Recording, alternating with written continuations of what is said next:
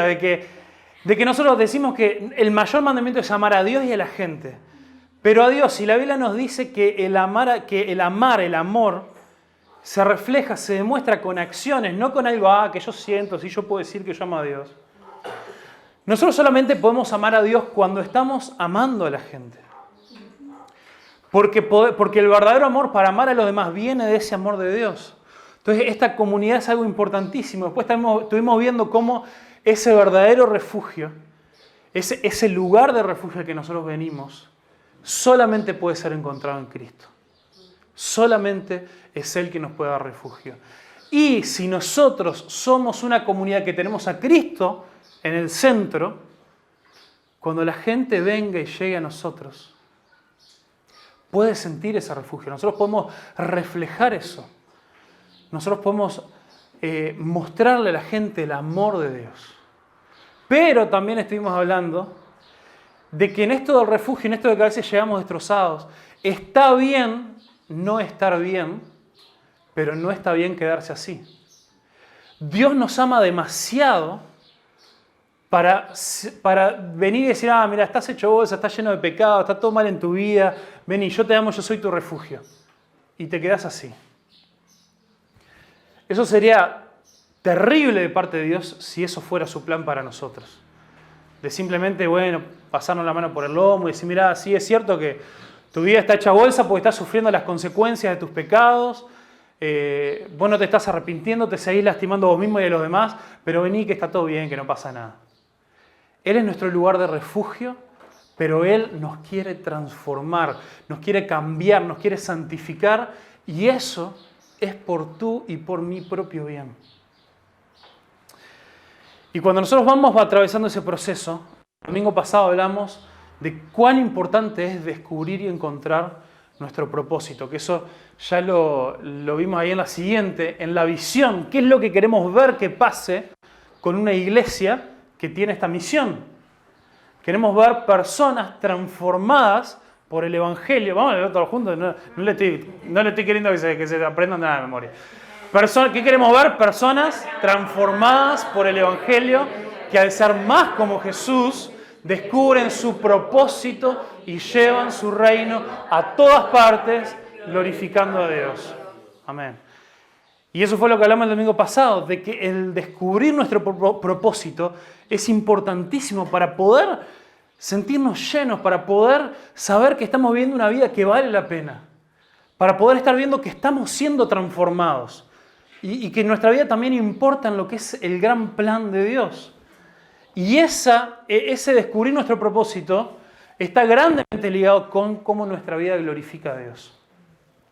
Así que por eso, después de este pequeño resumen ahí de todos estos domingos, vamos a hablar de la importancia de que nosotros, al descubrir nuestro propósito, que es glorificar a Dios, la consecuencia natural, normal, lo que va a pasar es que nosotros como hijos de Dios, nosotros como comunidad, como iglesia, vamos a llevar su reino a todas partes. Nosotros la Biblia nos dice que somos embajadores de Cristo. Somos los embajadores del reino de Dios, somos los representantes. Entonces vamos a ver algunas cosas hoy que son importantes para que podamos ir metiéndonos esto adentro. Y muchas veces cuando pensamos en ser embajadores del reino de Dios, en llevar el reino a todas partes, lo que a veces comúnmente llamamos hacer misiones o evangelismo y todo lo demás, a veces decimos, es la gran comisión, es el gran mandamiento que el Señor nos ha dado, así que si es el mandamiento, vamos a hacerlo. Y qué importante es obedecer los mandamientos de Dios. Pero cuánto más efectivo es cuando entendemos el porqué detrás de lo que Dios nos manda hacer. Cuando entendemos cuál es el corazón de Dios detrás de lo que Él nos está pidiendo. Y cuando entendemos que eso realmente es lo mejor para nosotros. Entonces lo primero que vamos a ver hoy en esto de que nosotros somos embajadores del reino es que Dios siempre quiso establecer su reino en medio de nuestro. No fue algo que a Jesús se le ocurrió cuando murió y resucitó. Y dijo, como que ya 33 años acá en la tierra, será hora de irme, ¿no? Y bueno, tal, vamos a dejarle la gran comisión acá a los apóstoles para que sigan, porque yo ya me tengo que ir. No, eso fue algo, establecer su reino y que el reino de Dios avance y que llene la tierra, es algo que estuvo siempre desde el comienzo en el corazón, en la idea de Dios. Y esto lo podemos ver desde, una más ahí, desde el primer capítulo de la Biblia, en Génesis 1, desde ahí vemos a Dios queriendo, al terminar la creación, vemos Él queriendo establecer su reino. Si vamos ahí al Génesis 1, 26, está la creación de los seres humanos. Y en Génesis 1, 26 dice, entonces Dios dijo, hagamos a los seres humanos a nuestra imagen para que sean como nosotros. Ellos reinarán, capaz que la versión que usted dice gobernarán, o señorearán, es esta idea de gobernar, de administrar, sobre los peces del mar, las aves del cielo, los animales domésticos, todos los animales salvajes de la tierra y los animales pequeños que corren por el suelo. Así que Dios creó al hombre y a la mujer a su propia imagen, a imagen de Dios los creó, hombre y mujer los creó. Luego Dios los bendijo con las siguientes palabras, sean fructíferos y multiplíquense, llenen la tierra y gobiernen o señoréense sobre ella, reinen sobre los peces del mar, las aves del cielo y todos los animales que corren por el suelo. Y acá vemos a Dios creando al hombre y a la mujer a su imagen, y en esa imagen que Él puso sobre nosotros, en eso en lo cual se supone que nosotros tenemos que reflejarlo. Es muy interesante porque queda muy claro ahí, porque lo repite dos veces dice de que nos crea a su imagen, y dos veces, bien ahí intercalado en el medio, nos dice que nuestro propósito es reinar, gobernar sobre la tierra, administrar su creación. Y eso es Dios estableciendo su reino, y dice, yo soy el rey del universo, y quiero que ustedes participen de mi tarea creadora, de mi tarea administradora. No es casualidad tampoco si nos ponemos a pensar dónde colocó Dios al hombre y a la mujer. En el Edén, pero específicamente en el huerto. ¿Y qué es el huerto? Sino un lugar donde hay trabajo para hacer. Donde no solamente hay trabajo por hacer trabajo, sino hay cosas que se pueden desarrollar, se pueden crecer, pueden avanzar. Podemos seguir participando en esta naturaleza creadora, en esta naturaleza creativa de Dios.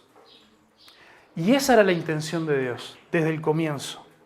Entonces, cuando nosotros hablamos del reino de Dios y vemos a Dios acá poniendo sus primeros representantes de su reino en la tierra para gobernar y administrar, para multiplicar, para que crezca, para que el reino se desarrolle, lo que vemos es un Dios generoso.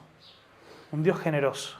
Y que Dios disfruta de compartir su tarea creadora y administradora.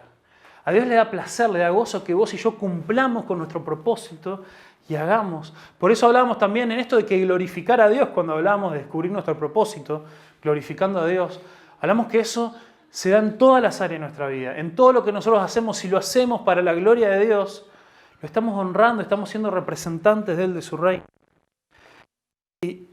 Y poco después, esta historia tomó un giro bastante drástico. Poco después, ahí en Génesis 3:15, en Génesis 3 tenemos el relato de cómo el hombre y la mujer lo que hacen es escuchar la voz del enemigo, de Satanás. Y si nosotros deconstruimos un poco este primer pecado, tiene que ver con lo que también hemos hablado otras veces, de que ellos lo que hicieron fue escuchar una mentira y creer que lo que les ofrecían, lo que Satanás les ofrecía en esa tentación, era mejor que lo que Dios les había dado. Entonces, cuando nosotros pecamos, cuando nosotros nos alejamos de Dios, cuando nosotros sabemos cuál es la voluntad de Dios para nuestra vida, cuando nosotros sabemos que algo que Dios nos está pidiendo hacer algo, nosotros vamos en la contra, o nosotros vamos a quebrar un mandamiento de Dios, lo que estamos haciendo, aunque quizá no lo digamos directamente, aunque quizá en el momento no lo pensemos, pero lo que estamos haciendo si conocemos la palabra de Dios es decirle a Dios, yo no te creo, sos mentiroso. Dios, vos me dijiste que obedecerte a vos era lo mejor para mí. Y seguir tus mandamientos y hacer tu voluntad es lo que más me puede llenar el alma, lo que más me puede completar, lo que más me puede satisfacer, y nada se puede comparar a hacer tu voluntad. Pero no te creo. Esto que yo decido hacer ahora, yo creo que es mejor para mí. Y eso es lo que vos y yo hacemos cada vez que le decimos a Dios, no a tu manera, sino a mi manera. Entonces nosotros nos rebelamos en contra de Dios. Y no es que miles de años después a Dios se le ocurrió, vamos a mandar a Jesús porque esto se nos está yendo de las manos. Ahí, en ese momento, en esa misma conversación después del primer pecado, Dios los confronta y ahí dice en el versículo 15, le está hablando ahí a la serpiente quien los tentó y los hizo caer, dice, y pondré hostilidad entre tú y la mujer, y entre tu descendencia y la descendencia de ella. Su descendiente o su simiente te golpeará o te aplastará la cabeza y tú le golpearás el talón. Este es un pasaje que hace referencia a ese momento en el que Dios ya desde ese momento ya le estaba anunciando al hombre y a la mujer, le estaba anunciando a la humanidad de que no estaba todo perdido, de que Él iba a proveer la solución. Entonces desde ese momento Dios quiere volver a ver cómo ese reino resquebrajado, perdido, se podía volver a restaurar en la tierra. Entonces, nosotros somos embajadores llevando el reino de Dios al mundo, no solo porque es un mandamiento que se nos ha dado, sino porque forma parte del mismo carácter de Dios. Un Dios que desde el primer pecado, desde la caída, ya tenía un plan preparado para traer salvación. Y nosotros queremos imitar eso. A medida que nosotros vamos siendo transformados, queremos que otros puedan experimentar la misma transformación. Queremos compartir la vida de Dios y queremos compartir el carácter de Dios. Si queremos ser más como Jesús, queremos imitarlo más. Y después la segunda cosa, número 2, la Biblia es la gran historia de cómo Dios establece su reino. Nosotros vemos después cómo Dios llama a Abraham, lo llama y le dice, a través de vos voy a hacer una gran familia, una gran nación. ¿Para qué? ¿Para que el nombre de ustedes sea grande? ¿Para que sean unos fenómenos y sean los mejores que los demás? No. Para que a través de ustedes sean bendecidas todas las naciones de la tierra. Y miren, como no nos podemos detener en toda la historia de la Biblia, pero vimos el comienzo. Vamos a irnos bien hasta el final. Si vamos ahí a Apocalipsis, vamos a ver algunos pasajes bien al final de Apocalipsis. Vimos cómo comenzó y cómo termina esto. ¿Cómo termina la cosa? Apocalipsis 21, versículo 10 y 11 dice, así que me llevó en el espíritu a una montaña grande y alta y me mostró la ciudad santa, Jerusalén, que descendía del cielo, desde la presencia de Dios. Resplandecía la gloria de Dios y brillaba como una piedra preciosa, como un jaspe, tan transparente como el cristal. Y después salteamos ahí al versículo 22. Dice, no vi ningún templo en la ciudad, esta nueva Jerusalén que descendía a la tierra, porque el Señor Dios Todopoderoso y el Cordero son el templo. La ciudad no tiene necesidad de sol ni de luna porque la gloria de Dios ilumina la ciudad y el Cordero es su luz. Las naciones caminan a la luz de la ciudad y los reyes del mundo entrarán en ella con toda su ciudad. Las puertas nunca se cerrarán al terminar el día porque allí no existe la noche. Todas las naciones llevarán su gloria y honor a la ciudad. No se permitirá la entrada de ninguna cosa mala, ni tampoco de nadie que practique la idolatría y el engaño. Solo podrán entrar los que tengan su nombre escrito en el libro de la vida del Cordero.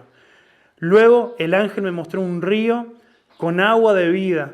Era transparente como el cristal y fluía del trono de Dios y del Cordero. Fluía por el centro de la calle principal, a cada lado del río crecía un árbol de la vida, el cual produce 12 cosechas de fruto y una cosecha nueva cada mes. Las hojas se usaban como medicina para sanar a las naciones. Bien, estos son algunos versículos nomás para darnos una idea, pero en realidad tendríamos que hacer un buen estudio de los primeros 2 capítulos de Génesis y los últimos de Apocalipsis, porque miren, las similitudes entre el jardín del Edén y la Nueva Jerusalén son muchas más de lo que nos podemos imaginar.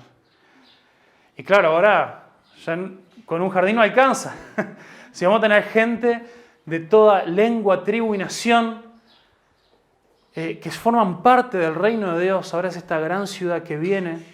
Y una de tantas cosas que tenemos este lugar, donde vuelve a haber un río, que también en Génesis nos dice que había un gran río que salía del huerto del Edén y que de ahí esa agua llegaba a todos los ríos de la tierra.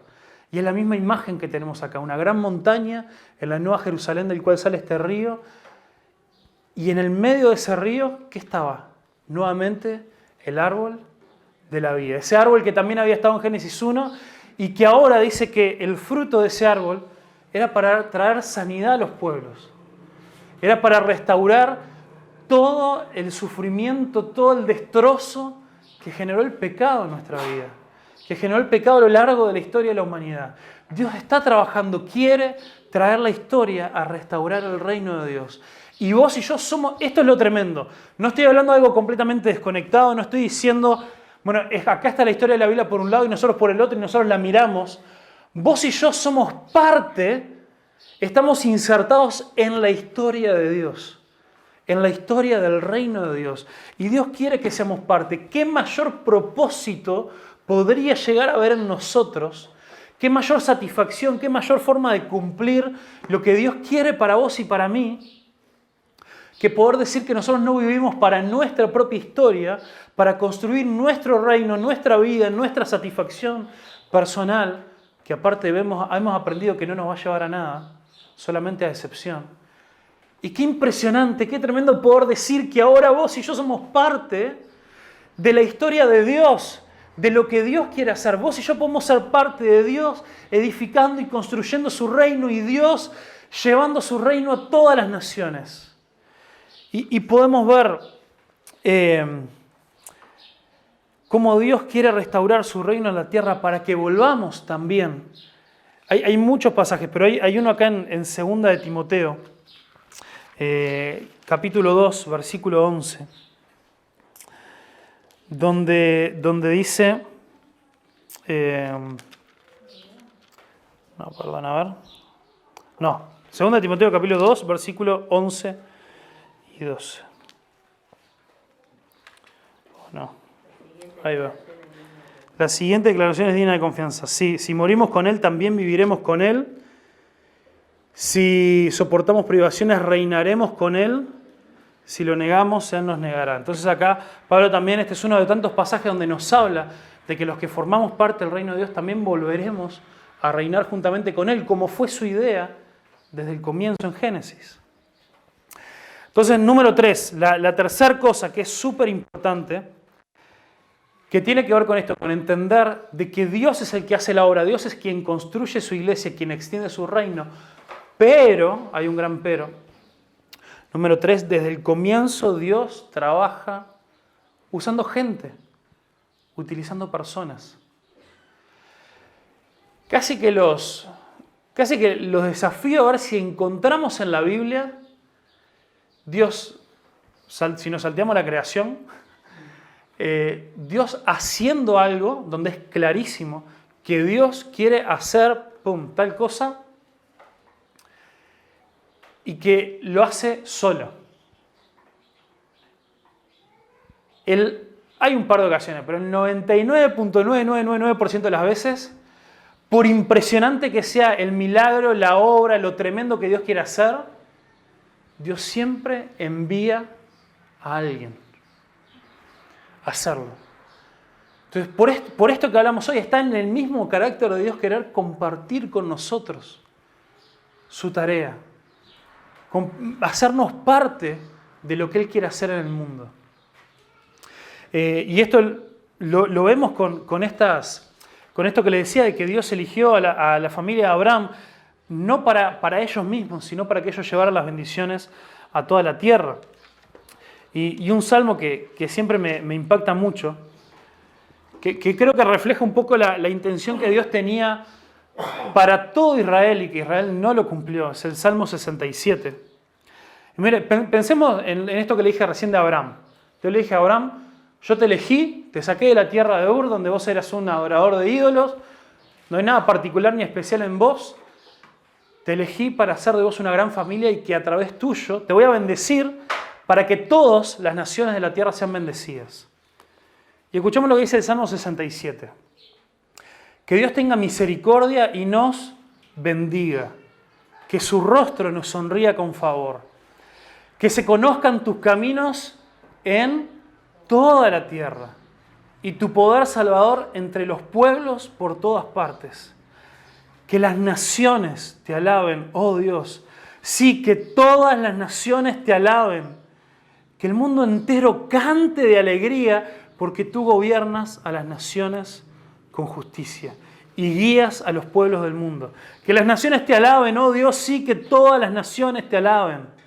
Entonces la tierra dará sus cosechas y Dios, nuestro Dios, nos bendecirá. Así es, Dios nos bendecirá y gente de todo el mundo le temerá. Este salmo comienza con esto, ¿no? De que somos bendecidos. El pueblo de Israel fue bendecido para que todas las naciones puedan conocer al Señor. Y eso es completamente cierto y más que nunca para nosotros. Hay urgencia para que nosotros entendamos que si Dios nos bendice de cualquier manera, es para que nosotros podamos ser parte, podamos ser ese granito de arena, podamos ver cuáles son los recursos, las formas, los dones, lo que sea que Dios nos ha dado, para ponerlos al servicio de la expansión del reino de Dios. Acá, un poquito más allá, y un poquito más allá, y hasta lo último de la tierra. Y no hay excusa para nosotros, no importa que seamos una iglesia chica, en Las Piedras, en Uruguay, en América Latina, con pocos recursos. Dios nos puede dar los recursos y la creatividad también, la creatividad para a veces hacer cosas con pocos recursos, para ser parte de la expansión del reino de Dios. Y tenemos que aprender a empezar a soñar en grande con lo que Dios puede hacer con nosotros, porque no se trata de nosotros. Se trata de nuestro Dios, que Él sí es grande. Entonces nos tenemos que empezar a poner metas grandes, metas desafiantes, metas que nos saquen de nuestra zona de comodidad. Tenemos que empezar a ver qué mentalidad tenemos nosotros, si estamos pensando a la chiquita, porque bueno, así que siempre se hizo, que no, que lo que sea. Nuestro Dios es un Dios grande, es un Dios poderoso. Y tenemos que confiar en ese Dios para que Él nos transforme a nosotros y nos capacite para hacer su misión, para ser embajadores del reino. Un reino que se expande, un reino que crece y que no se detiene. Entonces, bueno, terminamos con esto, que sería como el segundo 50% del mensaje, pero vamos. ¿Cómo? Todo esto es muy lindo, ¿no? Todo esto fue el por qué es importante que nos agarremos bien fuerte del por qué. Porque si nosotros no nos agarramos del por qué, no agarramos un buen fundamento y solamente nos manejemos, sí, vamos a hacer misiones, vamos a hacer evangelismo, lo que sea, nos dura un par de semanas. Pero es importante que entendamos de que vos y yo somos parte de algo grande, de lo que Dios quiere hacer en el mundo. ¿Pero cómo? ¿Cómo? Vamos a ver tres cosas, tres maneras. Ahí va, esto, me había olvidado de leerlo, y esta frase me encanta. La iglesia no tiene... La iglesia no tiene una misión, sino que la misión tiene una iglesia. ¿Se entiende el juego de palabras y la diferencia? A lo que apunta esto es que la iglesia no es un fin en sí mismo. Nosotros no existimos para nosotros, para venir y llegar y estar cómodos y todo lo demás. Nosotros existimos. Y la razón por la cual estamos en la tierra es para llevar a cabo la misión de Dios. Si no, no tenemos sentido. Entonces, ¿cómo llevamos el reino de Dios? Tres cosas importantes. Lo primero, haciendo vida. Haciendo vida. ¿Qué significa esto? Haciendo vida no me refiero a que nos multipliquemos físicamente, que tengamos... Bueno, una de las formas. Hablando de eso, tenemos un anuncio, no, mentira. ¿A qué me refiero con haciendo vida? Muchas veces pasamos, y para mí esto es un desafío grande también porque me toca buena parte de la tarea de enseñanza en la iglesia, pero pasamos la mayor parte del tiempo enseñando cómo vivir la minoría de la vida. Pequeños espacios, pequeñas áreas de nuestra vida. Pero cuando nosotros entendemos que no podemos separar la vida entre lo espiritual y lo secular, de que el reino de Dios se permea, se mete en todas las áreas de nuestra vida, y Dios quiere transformarte en todas las áreas de tu vida, y no importa si vos lees la Biblia y orás y tenés tremendos devocionales todos los días, pero después mentís en el trabajo, o después tenés hábitos ocultos, tenés pecados en tu vida, vos dejás que tus pensamientos se vayan por cualquier lado, pero vos estás ahí y vos venís y servís y todo lo demás. O si vos cumplís con ciertas cosas y mantenés una linda imagen, pero tratás mal a tu esposa, o haces cosas que son inmorales, pero no importa porque nadie te ve. El Evangelio, el reino de Dios tiene que meterse en todas las áreas de nuestra vida. Entonces también haciendo vida significa también participar en la misión de Dios al pensar en estas otras áreas. ¿Cómo yo como un embajador del reino de Dios administro mi dinero? ¿Cómo yo como un embajador del reino de Dios soy un buen trabajador? ¿Cómo yo como un embajador del reino de Dios vivo con mi familia? Y etcétera, etcétera, etcétera. ¿Cómo yo como un embajador de Dios, del reino de Dios, estudio? ¿Cómo yo me relaciono con mis vecinos? Y esto es importante. Y pensando y siendo desafiados un poco por esto, les cuento capaz por algunos que no saben. Estamos esperando respuesta de la comisión del barrio porque queremos en el salón multiuso allá poder tener unas clases sobre administración familiar, sobre administración del dinero, de la economía familiar. Porque creemos que la sabiduría de la palabra de Dios puede bendecir a mucha gente que quizá en este momento, y vamos a orar para que sí, pero en este momento no les interese nada el Evangelio, pero queremos ver cómo a la gente del barrio las podemos bendecir, las podemos ayudar. Y bueno, y esa es una forma quizá creativa que sin recursos podemos conseguir a alguien que sabe de este tema y va a dar unos talleres. Y lo queremos hacer en la comisión del barrio para que más vecinos se animen a venir. Si nos dicen que no, lo haremos acá, no importa. Pero queremos ver esas cosas. Y tenemos que hacernos de ejemplo los unos a los otros, en cómo nos tratamos, en cómo llevamos a cabo nuestras familias. Pero bueno, haciendo vida, preocupándonos por todas las áreas, cómo nosotros vivimos en todas las áreas de nuestra vida como embajadores del reino de Dios. Y una más, la otra es haciendo justicia. Haciendo justicia. Esto también sería toda otra prédica en sí misma, pero acá me van a tener que creer.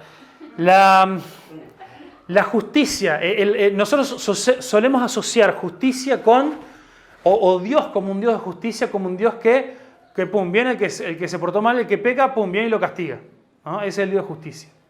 Y esa es una parte completamente cierta, pero que si a veces la sobredimensionamos, este concepto, ¿saben? Ya está, lo pueden buscar puesto, ya lo hablamos en una prédica de Lucas. Creo que fue Lucas 4, cuando Jesús se para y lee del rollo en la sinagoga, cuando lee Isaías 61.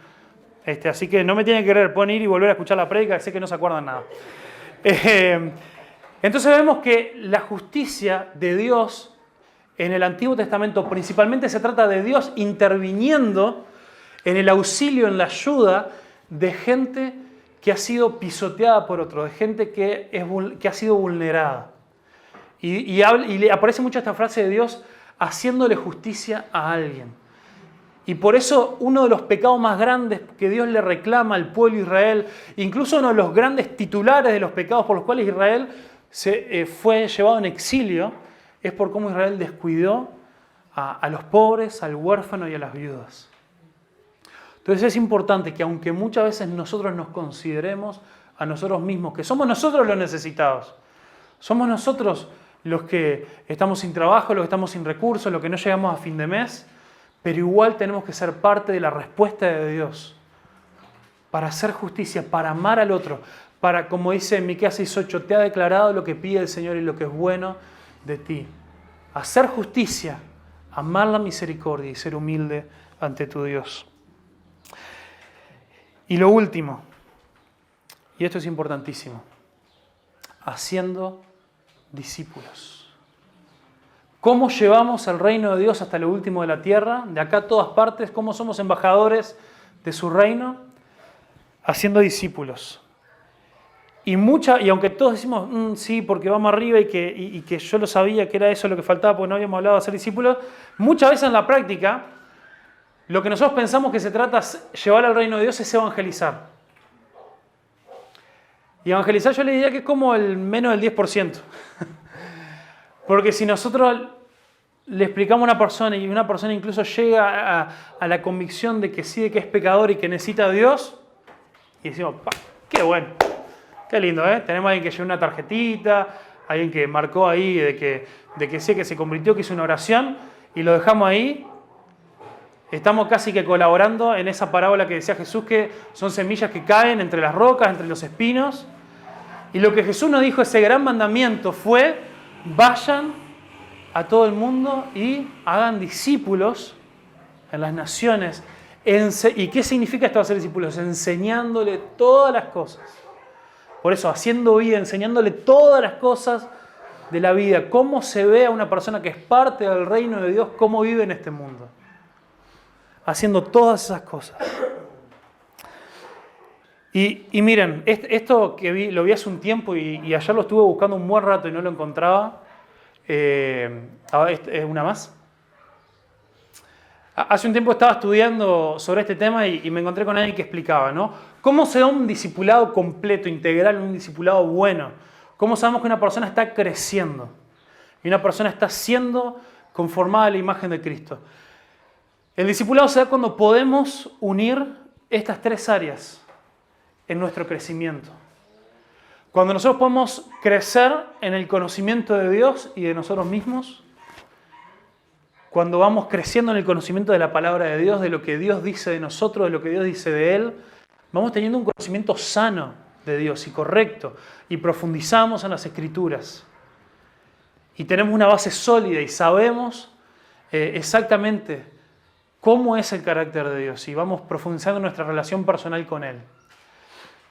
Pero ahí no estamos siendo discipulados. También es importante que crezcamos en la comunidad. Por eso decía, hermanos, de que si nosotros nos queremos engañar a nosotros mismos y nos queremos mentir de que si nosotros estamos en nuestra casa y leemos y nos miramos una prédica por internet y seguimos un plan de lectura y hacemos un devocional y lo que sea, pero no nos estamos involucrando, no estamos siendo parte de la comunidad, de la iglesia donde Dios nos ha puesto. Y eso va mucho más allá que venir los domingos. Va realmente con compartir nuestra vida, con preocuparme por los demás, con orar por los otros, con visitarnos los unos a los otros, con juntarnos con alguien y que nuestras conversaciones no sean vanas solamente, sino que podamos tener momentos donde nos preguntemos los unos a los otros, ¿cómo estás? ¿Cómo puedo orar por vos? ¿Cómo te puedo animar? ¿Cómo te puedo desafiar? Esto es crecer en comunidad. Y aún si eso lo estamos cumpliendo esas dos cosas, lo difícil que es que se cumplan las dos cosas juntas. No estamos realmente siendo discipulados, siguiendo a Jesús, si no cumplimos con la misión que Él nos ha dado. Si nosotros nos llevamos bárbaros, somos tremenda familia, y está todo bien, y crecemos, y nos llenamos la cabeza con conocimiento, pero no estamos llevando su reino a todas partes, no nos estamos preocupando por la gente que no conoce del Señor, no estamos realmente creciendo y siendo más parecidos a Jesús. No estamos siendo discipulados y no estamos haciendo discípulos. Así que este es el gran desafío para vos y yo. Si sos un hijo o una hija de Dios, sos un embajador del reino. Acá la pregunta no es si más o menos, o si quiero ser, o si me decido, o si después que me bautice, o si después que me hago miembro, no. No, sos embajador, embajadora del reino de Dios. La pregunta es, cómo estamos en eso.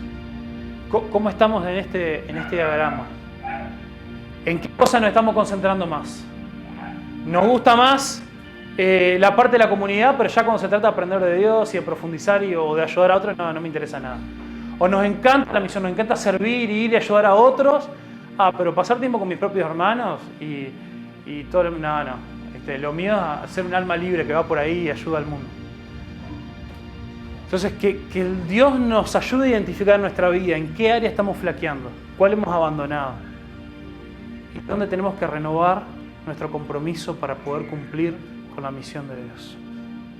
Padre Celestial, gracias te damos, Señor, porque vos sos un Dios generoso, sos un Dios bueno, sos un Dios que has decidido tan generosa y abundantemente compartir tu vida con nosotros y nos has querido hacer parte de tu reino desde el comienzo.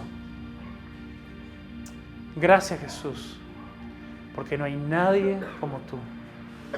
Gracias, Jesús, porque vos todo lo podés. Gracias, Jesús, porque vos querés realmente llenar nuestra vida al ser parte de tu iglesia y cumplir con tu propósito. Te pido, Padre, en el nombre de Jesús, que vos nos transformes, que vos nos ayudes, que vos nos desafíes. Padre, porque queremos realmente hacer tu voluntad. En el poderoso nombre de Jesús, trabajar en nosotros. Amén.